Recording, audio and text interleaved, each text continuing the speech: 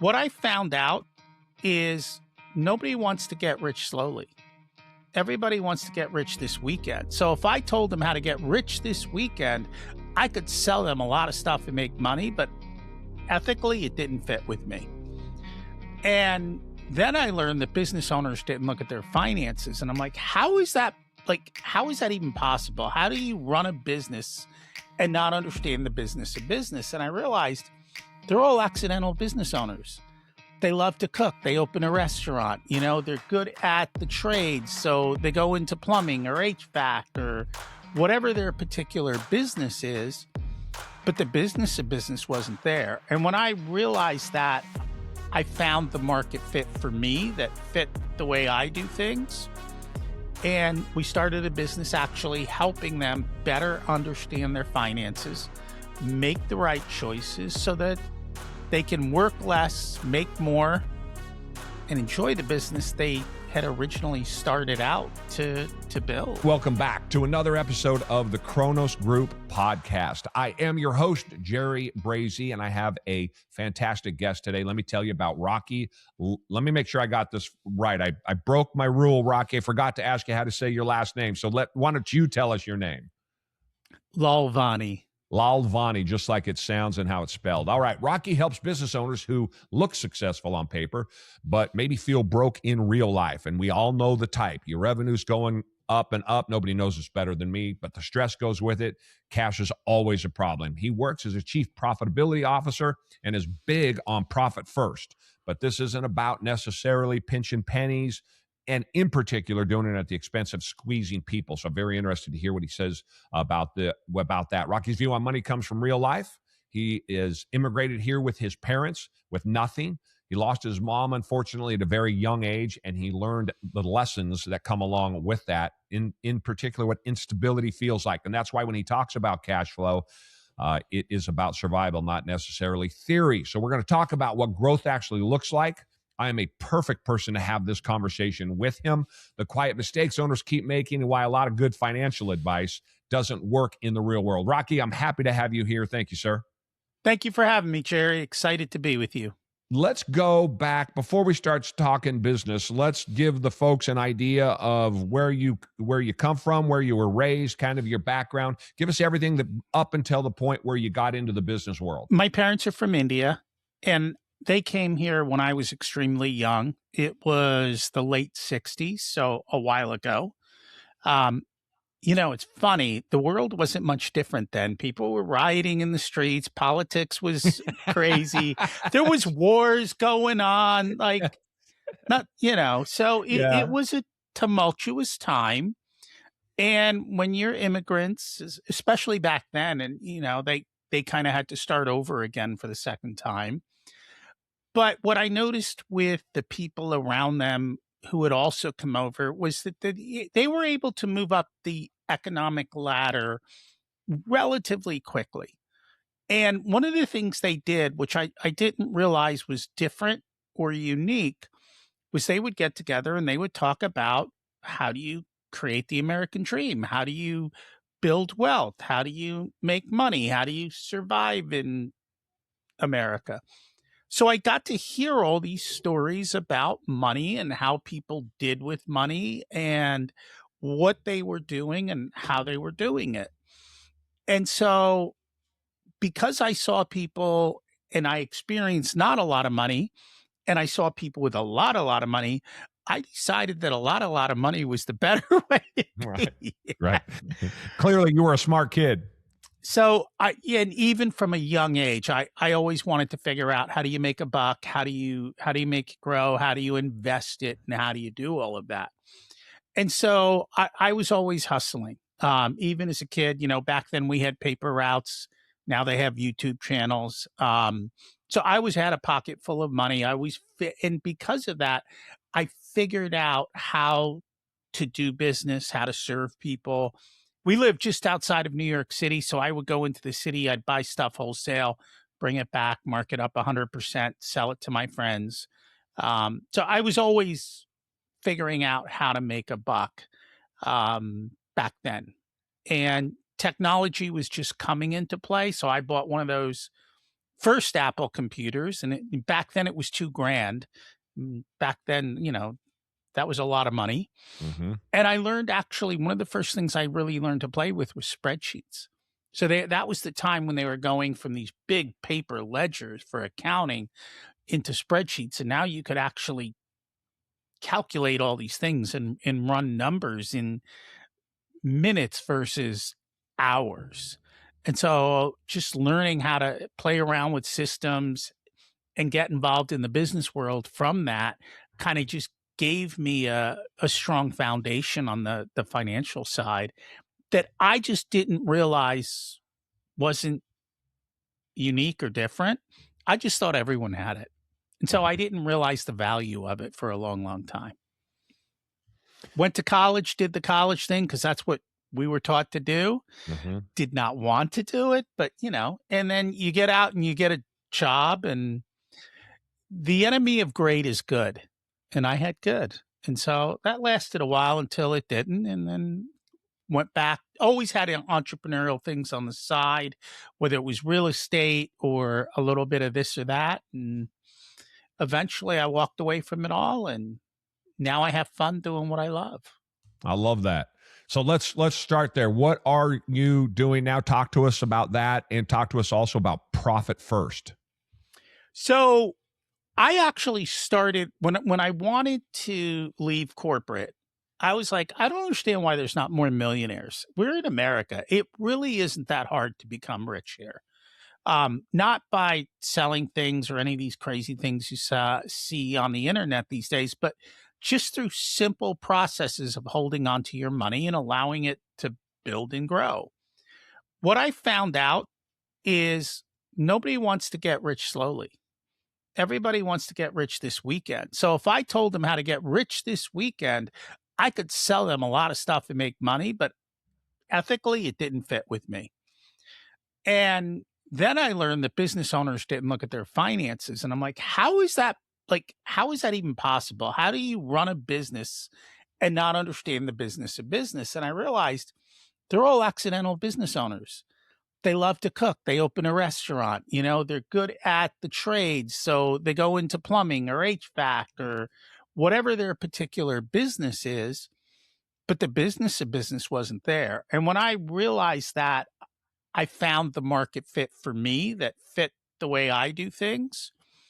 And we started a business actually helping them better understand their finances, make the right choices so that they can work less, make more, and enjoy the business they had originally started out to build. Yeah, I think that's a excellent observation, and one that most people need to hear, that they think that entrepreneurs have some magic ability when it comes to starting a business. The ability they have might be their work ethic and the thing that they do well.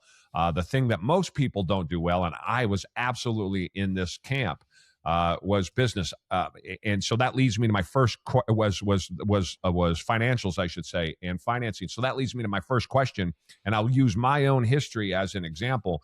I was 28 years old. I started my first business. We did 4 million, 8 million, 12 million, 14 million in the first 4 years. And that was all great, but I wasn't making any money. I learned about this little thing called cash flow. Didn't know anything about cash flow. I didn't know what that meant. I also learned that it is easy to sell. It is very difficult to sell profitably. Those were the two things that I learned in my earliest days. And so with that example comes my question and kind of the uncomfortable truth. Why do so many businesses grow revenue and somehow they end up, it ends up for so many more stressed and the business is more fragile and most people become more broke? So listen to what you just told me. I grew revenue. I think you said 4, 8, 12, whatever the numbers were. You didn't say I made a profit of X. Nope. No. Your focus was, what can I see and what can I do? And what you can see easily is revenue. You can see the sale. You know exactly what it is and how much money you got. What's hard is to say, what did it actually cost me to deliver that? Now, when I was selling stuff that I was buying in New York, it wasn't that hard. I went into New York, I bought, an electronic good for $10, I sold it for 20. I knew my profit margin. I could do that in my head because it was just part of the business plan. Of course, I had to travel to New York, so there was a cost involved with that. When you start to get into business, there's all these different costs, and they start adding up, and you don't pay attention to all of them. Most people don't actually know what is happening inside the business. Did you have a good bookkeeper back then? No, I had to learn that too. So, number one, you didn't even have good financials, which is a problem. If you don't have good Right. financials, you don't even know what that is. The other thing is there's a time lag. So, you sell something today, maybe you had already built it to sell it, or maybe you do it after you sell it. It's understanding how that money is flowing through the business. And if it's not documented, it becomes very hard to tie X to Y. So it becomes, hey, I sold this, but what actually went into it? There was employee costs, there was parts, there was whatever it is, and every business is different. How does that all come together and what does that look like?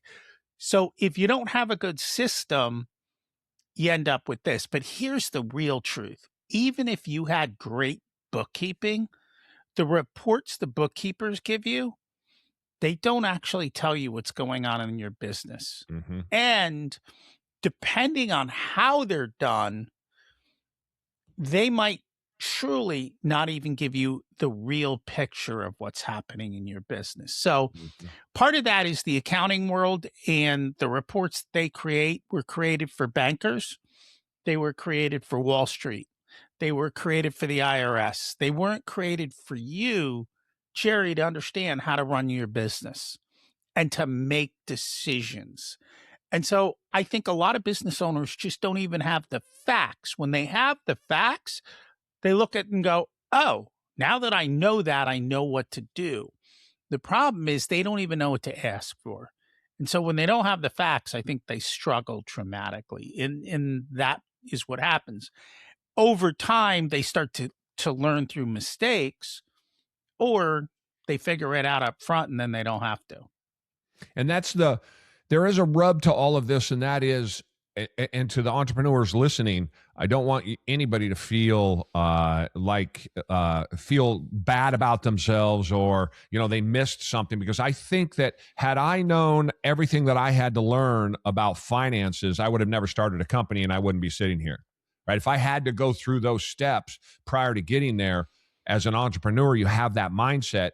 It's a jump and go, and I'll figure it out on the way down program. The message I want people to hear, because then we hear from CPAs and guys like you, and our eyes start to roll back in our head, because it is anathema to in our heads what being an entrepreneur is. And the reality is that there are some very fundamental things you can do at the very beginning to put in place to educate yourself just a little bit, so that you can get that thing started and maybe avoid some of those landmines. And a lot of that is just find the right person who can then interpret all of those things for you, rather than you having to try to figure it out. And that's true. What we do is we use a model, and our model has 3 different drivers. So you're familiar with the first driver. It's revenue. You knew how to handle that driver quite well. Mm-hmm. The second driver is profit. And the third driver, which hardly anybody even understands or knows, including your CPA, is cash flow. And the thing to remember is revenue doesn't equal profit, and profit doesn't equal cash flow. So you can have a profitable business that has no cash. And if you have no cash and you can't pay payroll, I assure you, your people will disappear quickly. Mm-hmm. Your vendors and suppliers will disappear quickly, and you will no longer be in business, even though it says you're profitable on your reports. And I don't think they teach this well. And that is really the biggest problem, is showing. And once you see the model and you understand that there's only a handful of actual levers in each part of it, then business owners are like, oh, now I get it. Now I know what to do. now I know how to make better choices, and they go do it. Mm-hmm. I think let's take a minute on that, if you would, and let's explain why that is, because to the layman, and by layman I mean even operating companies out there today, I think a lot of operators do not understand that clearly. And then to help educate some of the people that are on the outside looking into business, it doesn't make sense. Hold on a minute, Rocky. Are you saying that if I have good revenue and that revenue equates to a good profit at the bottom, I still don't have any money? Correct. I was just talking with a potential client not long ago. They had 50 million in revenue and they still had problems. Mm-hmm. And it's because they didn't build the right financial foundation underneath it. So let's talk about a couple things. When you make a sale, when do you get the money? Yeah, 30, 40, 50 days later. 30, 40, 50 days later. So if you made a sale today and you don't get the money for 30 or 40 days, and you need to do all that work or deliver the product, how are you going to pay for it? And assume that next week you did the same thing again.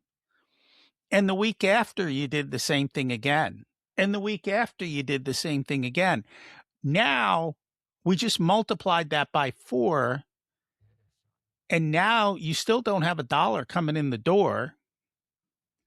And now you're calling up the first guy and you're crying. And, you know, when you cry, people don't take you seriously. They're like, oh, you know. And so that's what happens. And that's assuming that you were smart enough to actually invoice on time, Mm-hmm. which is a whole nother story that so many people forget to do. Send the bill to the right person. And then you have to collect. And then you have to collect. Right. There's no guarantee you're going to get that money 30, 40, 50 days on the other side of it. So you're doing the work, you're bringing in, you have the sale, you're doing the work, but the money always follows typically 30, 40, 50 days later, and you have to finance the difference between when that money comes in and when you have to pay your bills and pay your employees. Unless you win the jackpot and you sell something to like Walmart or Costco or some big corporation that pays in 120 days, Mm-hmm. but you forgot to ask them when they pay you. Now you've got an even bigger problem because that's, 4 or 5 months down the road. Right. Right. Yeah, it is. I agree with you. It's the I don't know why it's not taught more that I think most entrepreneurs that start a business go into it and they have no idea about this, and they probably don't learn this. I think it took me a couple of years before I finally figured it out. I mean, ultimately, I would say that that's true. It's been a long time ago, but it definitely bit me hard before I really got it down. And then I'll also say this, over the intervening years, again, I've bought and sold a dozen businesses. We've generated almost $500 million in revenue. And I'm going to tell you, during that time, I had a big growth spurt in the 2000s. I probably ignored it at that time too. I mean, there's just something fundamental in our brains as entrepreneurs, particularly when times are good, that we just grow, and we forget those metrics. We do, which is why it is super important to have a scoreboard. Yeah. Right? What is that? There's a picture behind you. Is that basketball? Yeah, that's Larry Bird and Magic Johnson. Yeah. So would you go watch an NBA game if there was no scoreboard and no clock? No, I would not. No, you would not. No, right. And yet, here we are running a business with no scoreboard and no clock, and we're wondering why we're struggling. It's like when we were kids and we went out and we played a game and everyone's arguing over the score all day long, and who's winning and what's going on. That's the reality of what happens in the world of business. There's not that discipline that comes into it. And then there's so much more. I think there's a willingness I tell people all of the time in business that I never worry about the things that I do well. I've learned over the years to worry about the things that I don't do well, and either improve my ability to do them or find somebody to do them on my behalf that can do it better. And I think that the CPA and the books, I saw in doing my research about you that many times a CPA has to give you information or advice that's going to hurt the operator. And I think that human nature kind of drives us that way to avoid that bad news. Everything's looking good over here and things are great, but reality might be something different. And there's this drive to ignore that almost in a way, because so often the CPAs are the bearer of bad news, not necessarily the good news all of the time. And when the bad news comes from a CPA, that's really bad news. Here's the problem, though. They're the bearer of news, but they can't tell you why, which is really shocking. They're like, you made money and here's your tax bill. And you're like, well, I don't have any cash. What happened to it? And they're like, well, you spent it. And you're like, but why? And they're like, oh, because you bought a truck last year when I told you at the end of the year you had to pay taxes. And so you spent $100,000 to save 25, and now your cash flow broke because we didn't think about that, because I knew you'd yell at me for the tax bill. Not my problem. You have no cash today, right? You have weird incentives out there. And the reality is the CPA, more likely than not these days, doesn't run their business. They're an employee. Right. So they just don't even understand what you're going through and what it means to have to make payroll Friday.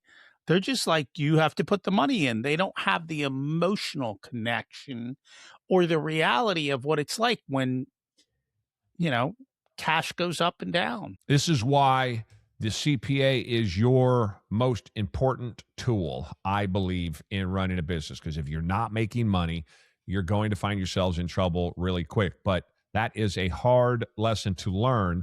And in that context, what is, in your experience, what's the most common lie business owners tell themselves about money? Many times we avoid it we got to make a hard decision about money. Is there something in particular? What's a common lie that somebody might point to and go, oh, hell, that was me? Honestly, it all comes down to the simplest one. And it's one that you already started with. More revenue will solve the problem. Mm-hmm. And the reality is, if your pricing is wrong and you actually lose money on what you sell, you are never going to make money by growing sales. Or if your timing of when the money comes in is wrong, you will consistently be behind the 8 ball. And you might be profitable, but you'll run out of cash trying to deliver what you're supposed to do. Here's the surprising thing. There's a book somewhere behind me. It's Jonathan Burns, MIT professor. It's called, I think, Islands of Profit in a Sea of Red Ink. He looked at Fortune 500 companies. So these are all big companies. You would think they understand profit. What he found is 20 to 30% of what they did produced 80+% of the profit. 20 to 30% of what they did broke even. And the remaining 20 to 30%, 40% lost money. Which means if the average company, 30% of what you're doing is making money and 70% isn't, you're wasting a hell of a lot of time and effort. And they don't want to tell the truth about that because they've got their own perverted incentives. No CEO wants to say, hey, I'm taking my $10 billion company to $4 billion and quadrupling the profit because now my company is smaller. No department manager wants to raise his hand and say, my department's the one that loses all the money every year. Right. And it's the same problem. They may not even know because they don't have good data to say this is what's going on in this particular place. And if a big company can't do it, what are you expecting from a small company? Mm-hmm. Yeah, there's again, back to our original point, there is a hang up with that top line revenue, which is meaningless if you're not making any money. I'd rather have $100,000 a year in revenue if it meant making $10,000 rather than $1 million in revenue if it meant making $10,000. Yeah, I mean, certainly that that goes without saying. I think that we fool ourselves in a way thinking about economies of scale. We think about future growth and what you're going to do with the foundation that you're building. And in some context, there is an investment period while you're trying to implement a new plan and grow. But generally speaking, I think these problems, in my experience, having worked with entrepreneurs now for 25 years and haven't been one for all of these years, what you're talking about is the rule. It is not the exception. That's the second lie. The one you just mentioned. I'm investing in my business. So I have to take all my cash and reinvest it in my business to grow. All right. You've bought and sold businesses. If someone comes to you and says, I want you to invest in my business, do you have certain questions for them? Yeah, sure. What are the questions you're going to ask them? Well, again, it's been my experience that just the easiest one is there's 5 to 10 points of margin in any business when I look at it. So if you're asking me that question without me trying to figure out what answer you're looking for, that's the one I always look at because there's always money left on the table. There is. But if someone wants you to invest in their business and loan them money, you're going to want to know, right? When are you going to pay me back? What's my rate of return? Right? How are you going to pay me back? How are you going to, do you have capacity, right? Yes, that's right. Yet we invest in our own business and we go, I'm investing in the business. And then we forget about the investment. And there's no return. There's no scoreboard. There's no payback. And you just keep playing this, hamster wheel game. And then it's like, oops, I burned through some more money. Right. Who would have known? Is there one thing? I know you have multiple different levers. I think it was 16 different levers, profit levers in a business. If you strip that down for the listeners, the entrepreneurs, is there one they should pull first? Is there one when you come into a business, this is the first place you go look, that this is the first lever that can be pulled? There is no first lever. And here's why. Every business, first of all, is the same. You have a car, I'm assuming, right? I have a car. Our listeners all have cars, probably. But we all drive different cars. They look different. They act different. They perform different, right? But they all have the same basic thing. Most of them have 4 wheels. They've got a steering wheel, a pedal for go forward, all of that stuff. If you came to me and said, my car is broken, what's wrong with it? I can't say this is the number one reason, right? But if I asked you a few questions, we could figure it out. Like when you turn the key, does it sound like it's going to start, right? Does the gas gauge say full or empty? Is it making weird noises as it's driving down the street? The more information you give me, I can very quickly start to tell where and what the problem might be. And so when we look at these 16 levers, they're all connected. Everything goes together. What we're looking for is which of those levers is out of sync or the problem. And then we know that's the one to fix. So for a car, I mean, the simplest things are, did you put gas in it, right? Did it run out of gas? The second most obvious one is the battery dead? Like it won't start, or is a tire flat, right? Those are the common things that happen. Or maybe it's a fan belt that blew up. Beyond that, you can go plug a machine into the car. It'll show you diagnostic codes, right? And then you know exactly what's wrong. Same principles is we look at the business, we get the diagnostic code, and once we have that, you know exactly what to fix and what to tune up. Yeah, that's and so part of those 16 levers might be the thing that's broken inside of the motor that you can't see, that requires some expertise to dig down into, but it's affecting the quality of the rest of the vehicle. Correct. So I had a conversation with one business owner. He's like, I need more leads. And I'm like, no, you don't. He's like, yes, I do. I go, your conversion rate is 20%. You suck at converting your leads. Now, the question is, do you have bad leads?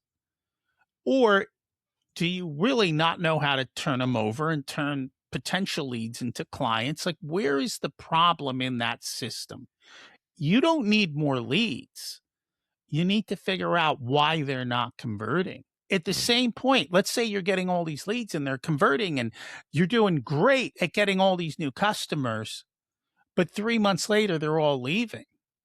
Well, why are all my customers leaving? I have a delivery problem. I have a retention problem. Or it could just be that you undercharge them. You decided to charge X because that's what your competitor was charging. And we realized that what it actually costs you to deliver costs you more than what it is that you're selling it for. So we need to raise our prices, or we need to figure out how to deliver it for less. Those are different levers that you can play with. When you look at the business and you have experience, you know what lever and you know which one is the one that's really holding you back. Mm-hmm.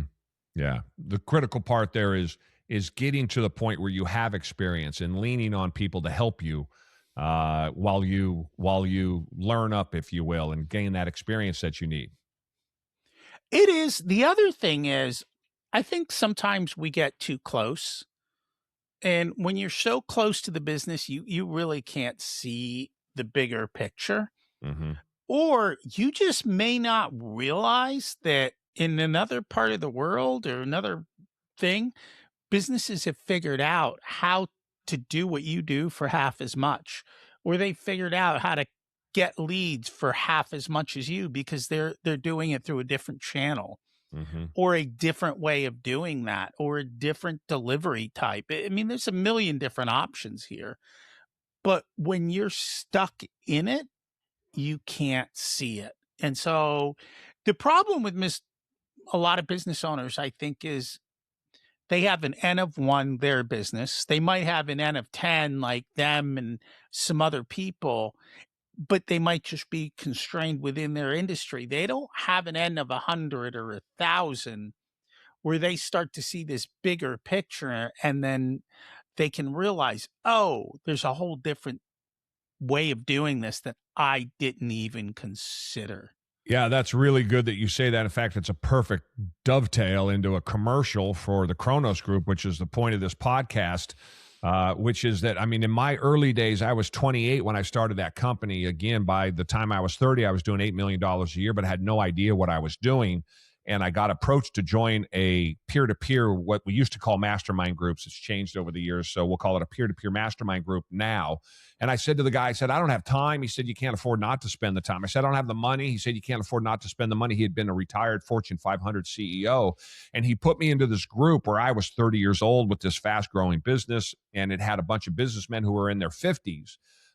And the best thing I ever did was joining that group because I sat back and for 2+ years, I barely said a word. Every month we would get together and I would just listen to what these guys were saying. And then I would go, wait a minute. Even when it wasn't my turn to talk, they might be talking amongst each other. And I'd go, wait, I have that same widget on the shelf. You're telling me if I don't do this with this widget, it might turn into that. And that thing could ultimately cost me money. The point being is that I gained experience and insight because I was inside of my business. But all of these guys who, once they understood what I was doing, not only could they see on my business what was going on from outside the hole I was digging, but also hearing them interact from all of their experiences changed my life. So that's why I just recently started the Kronos Group and I'm putting groups together just like that, because either it's a mentor or a local business owner that somebody somewhere is going to be willing to provide you some assistance to help you get through these things that we're talking about. I think it's a critical, forget about the fact that I have this business that I'm selling. Go find entrepreneurs, go find a mentor, or go find a group that you can join that someone is looking at you from the outside and giving you perspective that you don't have. I think you hit that right on the head, Rocky. And that's a big part of it. You need that outside vision of what's going on. I know you talked early on about CPAs. And the reality is, I think 30, 40 years ago, CPAs used to actually do that. Mm-hmm. Today, they're so busy, they don't even have time to look at their own business. Like you try calling one, they're not going to answer the phone. Mm-hmm. So they're not doing what they used to do. And yet that's who we're calling. And then we wonder why we struggle. from that standpoint. And you've got to find, I think the thing is, a lot of time the business coaches will listen to you and they're like, that's a great idea, go do it. But if they don't do the math behind the idea to say, does it actually math out and work? You're going to find yourself going down the wrong track. And I, for whatever reason, it's a rare skill. And I've always struggled with thinking about that because to me, it was a natural skill for me. And so I just assumed everyone else could do it. Kind of like those guys could just throw a ball in that basket without thinking twice. Mm-hmm. I think what you're saying there about the coaches in particular, this is the warning I give everybody. If you want to lose weight, do not go find a 350-pound overweight that needs to lose weight, 5'9" trainer, because they haven't done what you're trying to get to. You need to find the trainer that is in shape. And the same is true for business. You need to find somebody who has been through it and who has done it, who can help you, because to your point, Rocky, if somebody does not have the experience, it is almost impossible for them to understand what you're up against. And if as an entrepreneur, you can't see that you need to concentrate on your cash flow and figure out the processes to make sure that that is the primary driver of your business, a coach from the outside who maybe, got certified or read a book or doesn't have practical experience is going to find it very difficult to be able to help you. And I agree with you. I think one of the other problems, though, is that sometimes somebody will figure out how to do something, have success, and then try and sell you that path to success. Mm-hmm. And so it's a single lever, single solution. Mm-hmm. You said, hey, you were a young guy hanging out with these guys who were in their 50s talking about business. And, at the same thing, you sit down with an old guy in business and he's like, the simplest way to get leads is to get a yellow page ad and make sure that the name of your company starts with a AA so that you're the first one listed in the phone book. And you're going to call you because you're the first one they see when they get there. Right. Okay, that worked a long time ago until it didn't. Mm-hmm. And that's the reality. And I think we see that a lot of times today in the world of marketing. And that's what everyone's trying to do. More sales, more sales. So this marketing guru, I did this and it worked. And I did that and it worked. And yeah, it worked for them at that moment, at that time. It may not necessarily work anymore. And that's happening a lot in the world of search today. Google hasn't shifted. The world has shifted. Most Google searches don't result in a click anymore. People are using AI, and the amount of AI tools they're using is dramatically growing. So if you built a business where, people Googled you or your information, that doesn't work anymore. And some people can't afford to pay for the keywords anymore. And all of that is constantly changing. It's not that you have to market or not market, it's how you market that is constantly changing. Yeah, I think that's true. And one of the in fact, just a couple of weeks ago in a sales call, one of the things that secured the business is that the experience. I'm running 3 companies today. And so as opposed to I've been out of it for 20 years, I think that for any entrepreneur, you want to find yourself somebody who's in the game and playing it today, because it's easy to, and I mean playing it today, as opposed to your point, 75 years old, looking at it from the outside and somebody else is doing it for him. Because I mean, the game has changed from 2 years ago, to your point. What you just described 2 years ago was the way that it was played advertising wise. And in 2 short years, 2026, it's a completely different game now. It has. And the other thing today is what's real and what's not. And that's even harder to tell. So it's another layer that has come into that. Yeah. And then you've got private equity behind everything in a lot of different businesses.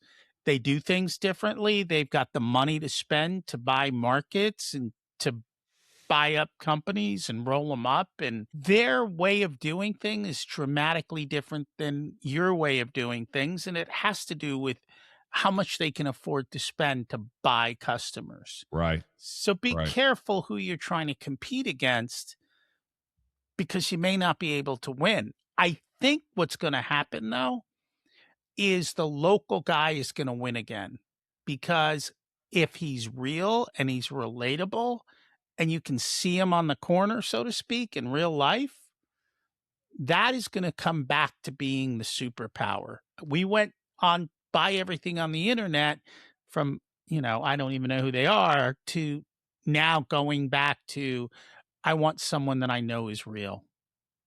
It'll take time. Right. Yeah, I think about when you say that, I think about Dutch Brothers Coffee. They were out of I was born and raised out in Oregon, and they were out of Southern Oregon town. I don't know if they have them up there in the Northeast where you are, but they're these kiosk coffee places that they put in all the parking lots.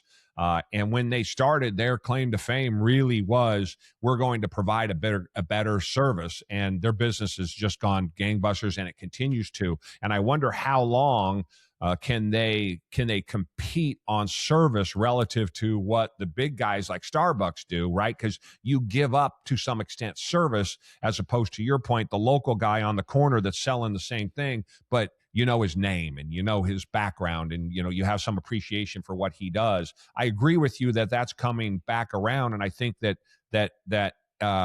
convenience is going to get pushed backwards a bit, and service is going to come back to the forefront, which was more the way that things were prior to just a few years ago. Markets always change. The pendulum goes back and forth. You have to keep changing too.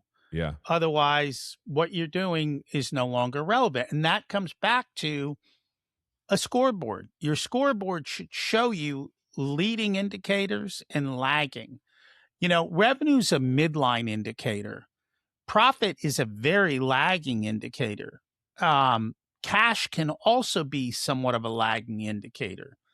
Your lead flow and the number of, times your phone rings or you get email leads or whatever, those are your leading indicators. And if you're Mm-hmm. not tracking each stage, things go wrong and you don't notice it until it's too late. Right. I agree. Uh, One of the things that you appear to be big on, and I want you to flesh this out for us, is people before profit. So I think that entrepreneurs look at that and go, well, without profit, there are no people. And I think that's true. But obviously, talk to us about that from your perspective in your people before profit. So our company name is Profit Comes First. And I think there's a lot of people who mistake that and think it's all about greed. And so we're Right. like, no, this isn't about greed. It's about what you said. At the end of the day, you have to take care of your people, but you can't take care of your people if you have no money, right? Try working for a broke person. Good luck getting paid. Mm-hmm. And so we kind of say that to be clear that this isn't about trying to screw people. It's about trying to build a solid business that you can take care of your people. You're not going to do things just for profit. You're going to do it because it's right, because it's ethical, because it's the right way to do business. But that doesn't mean you can't charge a premium price. Mm-hmm. That's not unethical. You have to be able to cover it to pay for your people for doing things right. There used to be a time that big business thought that way. I mean, if you think back to the early days of like Marriott, Southwest, when they first came around, some of these other companies, they took care of their people. And when you take care of your people and you have the right people, they take care of the business. And so it is a symbiotic relationship. Costco was like that. I think even Costco's struggling today. I think even Chick-fil-A, the bigger you get, the harder it is to find good people because you've Mm-hmm. got to find so many of them. And so I think they're all slowly kind of going back to your coffee example. You start to lose that edge. You start to not be able to find the best people for your business. You just kind of run out of what's out there, I guess. I don't know. Yeah. Yeah. Um, I think you start those scales start to tip against you for finding the kind of consistency you want over time. Correct. Yeah. And a lot of that comes down to management. It comes down to the culture you build, the values that you hold, whether or not you hire to your values and culture, whether or not you actually behave in alignment with those and make sure that they're real and not just words on the wall that nobody looks at. Um, so there's a whole lot of stuff that goes into running a successful business. I can see it in the P&L, but there's no line item. Like there's no line item for um, bad employees, but I can Right. tell that there's Right. a labor problem in the business. I can tell that certain things are showing up. I just can't figure out where the cause is until we go digging. Yeah, and And I would add to that too, and I agree with all of that. I would add to that competition. So in your Marriott or in your Marriott example, right? Competition was very different for them in the '60s than it is today, as an example, and that can also, as it pushes down on the margins, they start to cut back to the people, which is, I think, is what you're coming back to. People first will bring the margin. it will. People want a great experience and they will pay for it. Mm-hmm. But if you keep cutting back, then you lose that experience. And when you lose that experience, that now you're in a race to the bottom. Right. And I think Right. the airline industry is, people who used to fly back in the day, and I'm talking way back, it was a whole different experience than it is today. Mm-hmm. It's funny. I think they just came out with a statement that you shouldn't fly in your pajamas. Yes. Yeah, I'm old enough. You and I are both old enough, Rocky, to remember when they wore shoes on airplanes. Well, and there was room between you and the person next to you. Yes, that's right. What's something that people spend money on in your experience? Business owners spend money. You get in there and you get the financials that maybe they get a sense that it feels responsible for them to do, but it just wrecks cash flow. Is there something people are doing that they don't need to? Maybe it's DEI type stuff. I don't know. Is there things that they're spending money? They feel like they got to give money to charity, but they don't have it. Things of that nature. So there are two types of bad spending, and they can kind of go together. One is vanity, and the other is for taxes. All right. So vanity spending is the contractor who says, I need a new truck. And of course, instead of just a regular truck, it's a top of the line, fully loaded, $100,000 pickup, fully wrapped. What they don't realize is if you have a 10% margin in your business for profit and you bought a $100,000 truck, you need $1 million in revenue just to pay for the truck. When you start looking at it that way, you're like, I can't afford the truck. Same thing. I'll pick on the contractors, tool fetish, Mm-hmm. photographers, camera fetish, right? Some of your professional places have an office furniture appearance fetish. I have to have this beautiful office with all these things. How often do your clients come in your office? Never. Mm-hmm. They didn't buy from you because of your fancy office, right? So Right. there's that. And then the second half of it is it's coming towards the end of the year. The CPA realizes, oops, we haven't been having conversations all year. You owe a lot of taxes. So the simplest way for me not to get yelled at for your lot of taxes and us not putting money aside is for me to tell you to go buy crap you don't need.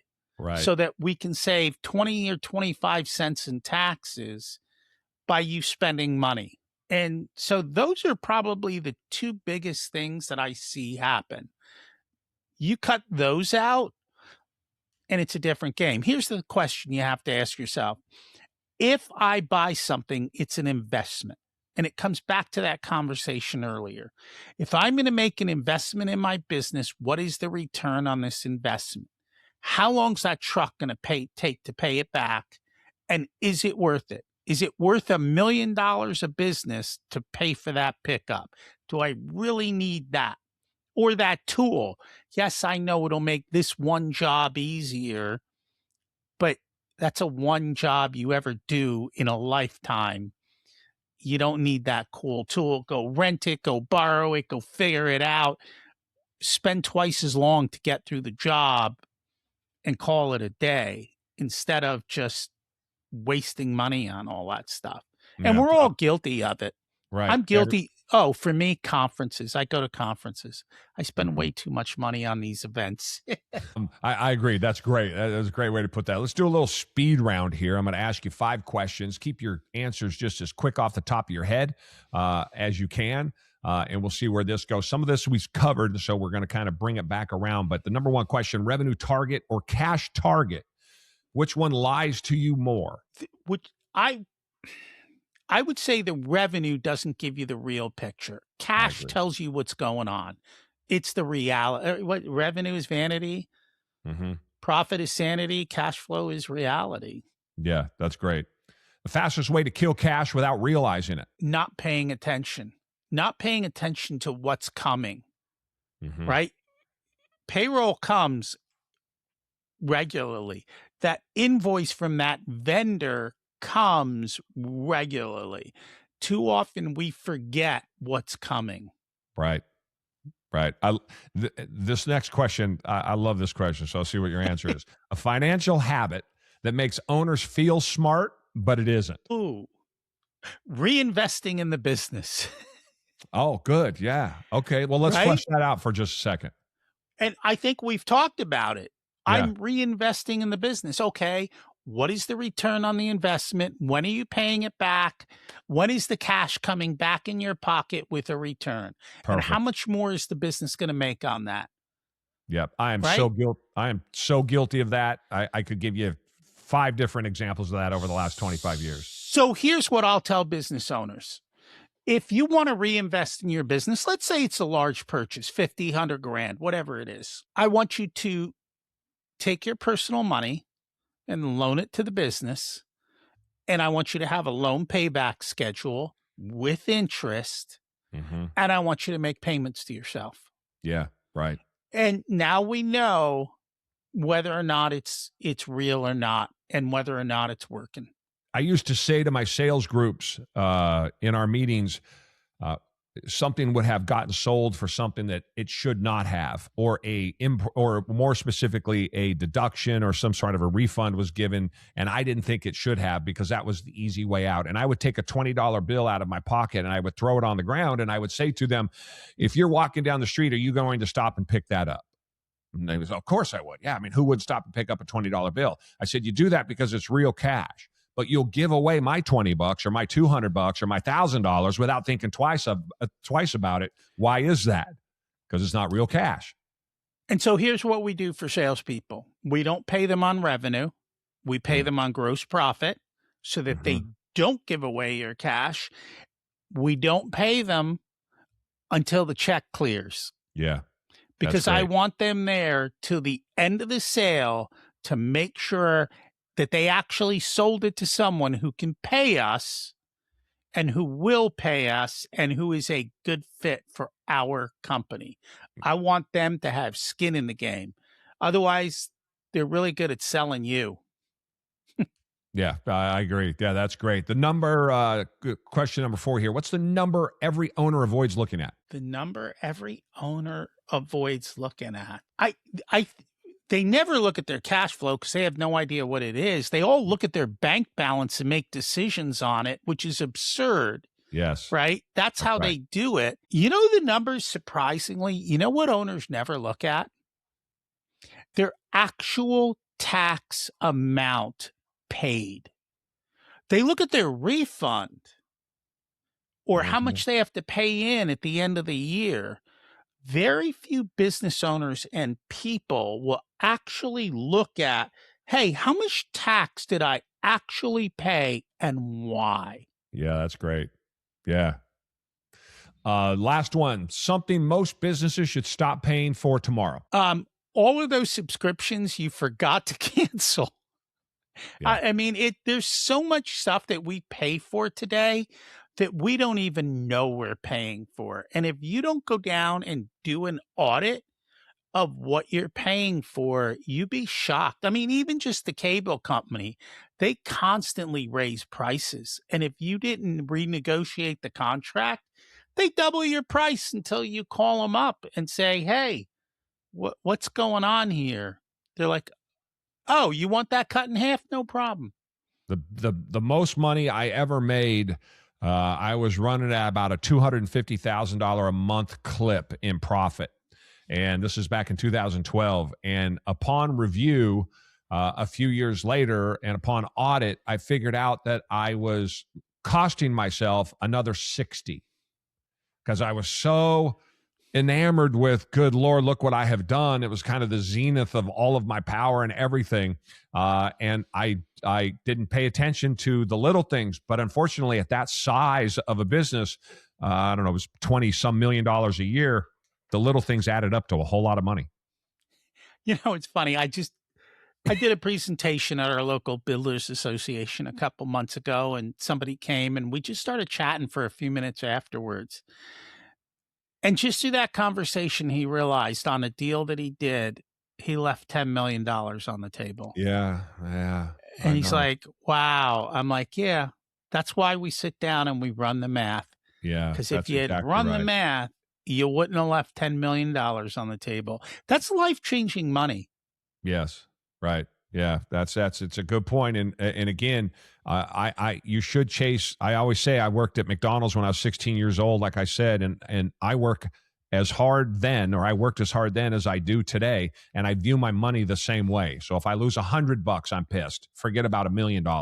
So I think that's the way everybody should do it. Guys, you can tell that Rocky knows what he's talking about. If you want to hear more about what Rocky is doing, you can go check him out at profitcomesfirst.com. That is profitcomesfirst.com. Rocky, is that the best place to get a hold of you, to reach out if the guys should have questions? It is. Can I ask your audience a favor? Absolutely. Wherever you're listening, did you show Jerry some love and hit the like button? Maybe share it with an entrepreneur. Give him some love. He brings you such great information. I appreciate that. Rocky was not paid for this. We did not talk about this beforehand. My man has been on a podcast or two in his time. So I really appreciate it, Rocky. That was a great conversation. I think that people see CPAs and their heads roll back in their eyes roll back in their heads. And I think that's the wrong approach. At the same time, I hope that we made it interesting, and I was able to bring in my real world examples for you to kind of break apart and tell us what it is, why these things happen. And I want people to hear, business owners always think that they're the only ones that have these issues. And the thing that I've learned over all of these years is that every business owner thinks he's the only one, and every business owner has the same problems. It's very true. Yeah. Appreciate it, my friend. Thanks a lot for coming on. Thank you for having me. Absolutely.